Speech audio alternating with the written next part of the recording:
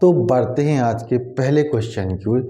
जैसा कि हमें यहाँ पर दिया गया है, ये एसएससी के एग्जाम में आया हुआ क्वेश्चन है। यहाँ पर हमें दिया गया है क्वेश्चन नंबर 4, एक बैग में काले टैबलेट कवर और सफ़ेद टैबलेट कवर की संख्या का अनुपात 5:9 है तथा सफ़ेद टैबलेट कवर की संख्या 450 हो, तो हमें काले टैबलेट कवर की संख्या को ज्ञात यहाँ पर करना है।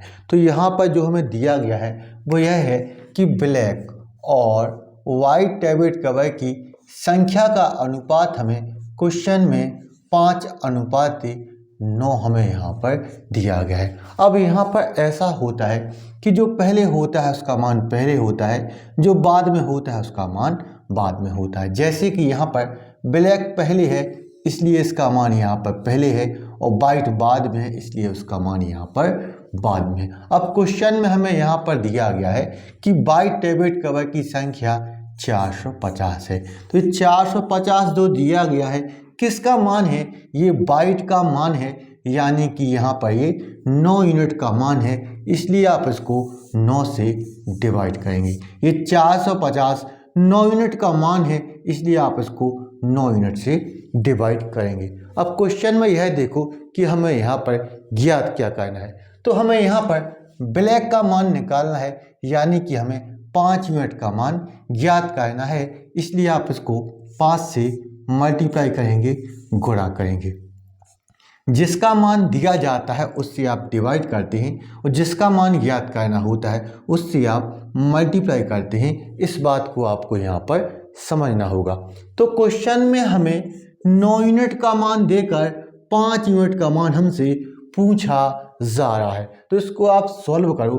तो 9 से आप 450 को काटेंगे तो ये कटेगा 50 बार। 50 का गुणा आप 5 के साथ करेंगे तो आपका 250 आ जाएगा, जो कि आपका राइट आंसर होगा। तो बढ़ते हैं आज के नेक्स्ट क्वेश्चन की ओर। जैसा कि हमें यहाँ पर दिया गया है क्वेश्चन नंबर 5, 2002 रुपये की राशि को 3, 4, 6 के अनुपात में ABC में विभाजित किया जाता है, तो हमें B का हिस्सा यहाँ पर ज्ञात करना है। तो जो हमें यहाँ पर दिया गया है वो यह है कि हमें A, B और C में हमें 3, 4 और 6 के अनुपात में 2002 रुपये की राशि को विभाजित करना है, बांटना है। तो ये क्वेश्चन में जो हमें 2002 रुपये दिया गया है, इन तीनों का हमें टोटल दिया गया है, इन तीनों का हमें यहाँ पर योग दिया गया है। तो कायदे से यदि देखा जाए तो 6, 4, 10, 10 और 3, 13 यूनिट का मान है, तो आप इसको 13 से डिवाइड करेंगे।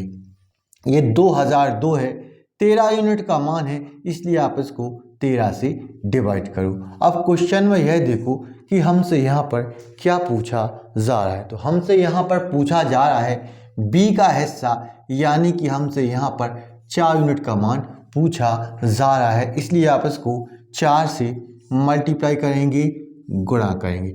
अब यदि आप इसको 13 से काटेंगे 2002 को, तो ये कटेगा 154 बार। कितनी बार कटेगा? 154 बार। अब आप 4 का गुणा करो 154 के साथ, तो 4 का गुणा 4 के साथ करोगे तो 16 आएगा।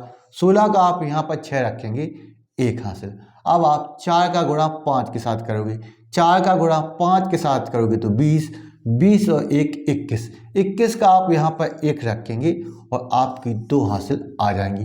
अब 4 का गुणा 1 के साथ करोगे तो 4, 4 और 2 6 हो जाएगा। तो आपका यहाँ पर आंसर आ जाएगा 616, जो कि राइट आंसर होगा। तो बढ़ते हैं आज के नेक्स्ट क्वेश्चन की ओर।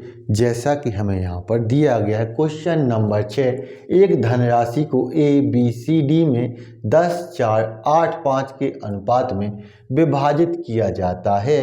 यदि C को B से 24 रुपया अधिक मिलता है तो A के हिस्से में कितनी धनराशि आएगी, ऐसा हमसे क्वेश्चन में पूछा जा रहा है। तो जो हमें यहाँ पर दिया गया है वह यह है कि A, B, C और D में हमें 10, 4, 8 और 5 के अनुपात में एक धनराशि को विभाजित करना है। साथ ही क्वेश्चन में बोला जा रहा है कि सी के पास बी से 24 रुपया अधिक है।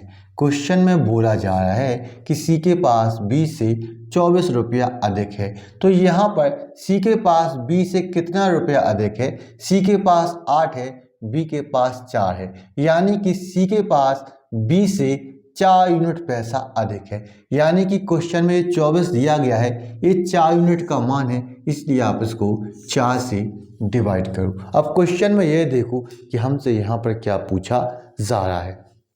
तो क्वेश्चन में हमसे ए का मान पूछा जा रहा है, यानी कि हमें 10 यूनिट का मान ज्ञात करना है। तो आप इसको 10 से गुणा करोगे। अब आप इसको सॉल्व करो तो 4 से 24 कटेगा 6 बार, 6 का गुणा आप 10 के साथ करोगे तो आपका यहाँ पर आंसर आ जाएगा 60 रुपया, जो कि राइट आंसर होगा। आपको यदि यह वीडियो पसंद आया है तो इस वीडियो को लाइक करें, शेयर करें, हमारे चैनल को सब्सक्राइब करना ना भूलें। तो मिलते हैं नेक्स्ट वीडियो में। Thank you for watching.